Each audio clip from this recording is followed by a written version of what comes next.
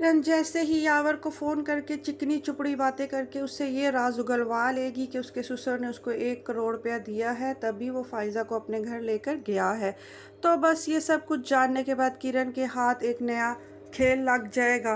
वो अपने शोहर को उकसाएगी, भड़काएगी, उसको कहेगी कि तुम्हारे घर वाले तुमसे छुपा छुपा कर तुम भाइयों की जायदादें बेचकर अपनी बेटियों के घर भर रहे हैं। मगर ज़रबाब ये सुनकर इनकार कर देगा। वो कहेगा ऐसा मुमकिन नहीं है, मेरा बाप मेरी इजाज़त के बगैर ये सब कुछ नहीं कर सकता। मगर किरण कहेगी मैं तुम्हारी तरह इस घर में कान बंद करके नहीं फिरती हूँ, मैंने तुम्हारे वालिदैन के कमरे के बाहर खड़े होकर ये सब बात सुनी है। ज़रबाब ये सुनकर गुस्से से तनफन करता हुआ अपने वालिदैन के पास जाकर खड़ा हो जाएगा और उनको कहेगा कि आप अपनी बेटियों को करोड़ों रुपए हमसे छुपा छुपा कर देते फिर रहे हैं। उस जैसे लालची इंसान को इतना पैसा देने की क्या ज़रूरत थी, और मुझे बताना तो दूर मुझसे पूछना तक नहीं गवारा किया आपने। मगर उसके बाप को ये बात सुनकर गुस्सा आ जाएगा। वो कहेगा कि तुम इस बात का हिसाब लेने वाले कौन होते हो, मेरी जायदाद है, मैं जो चाहे जैसा करूं। और वालिदैन अपनी बेटियों का घर बसाने के लिए बहुत कुछ करते हैं। तुम्हारी भी बेटी है, कल को अगर उसके हालात ख़राब हो गए या उसे तुम्हारी ज़रूरत पड़ी तो क्या तुम उसका साथ नहीं दोगे?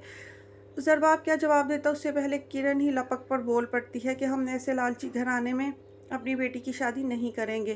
तो उसके बाप को ये बात सुनकर बेहद गुस्सा आता है। वो कहता है सब किस्मत के खेल होते हैं, इंसान कुछ भी नहीं कर सकता। अब मैं क्या करूं अगर मेरी बड़ी बहू मुझे छोटे घर और बड़ा दामाद छोटे दिल वाला मिल गया है। ये बात सुन के किरण को बहुत गुस्सा आता है कि उसके ससुर ने उसको डायरेक्ट इतनी बड़ी बात लगा दी है।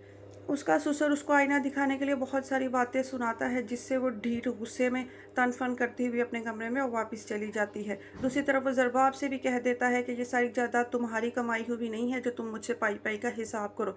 जो मुझे बेहतर लगेगा मैं अपने बच्चों के लिए वो करूँगा। ज़रबाब अपने बाप को इतने गुस्से में देखकर खामोशी से वहाँ से चल देता है। मगर किरण को किसी तरह सुकून नहीं आ रहा होता कि वो तो उससे अपनी बेइज्जती बर्दाश्त नहीं हो रही। वो गुस्से में इधर उधर फिरती रहती है।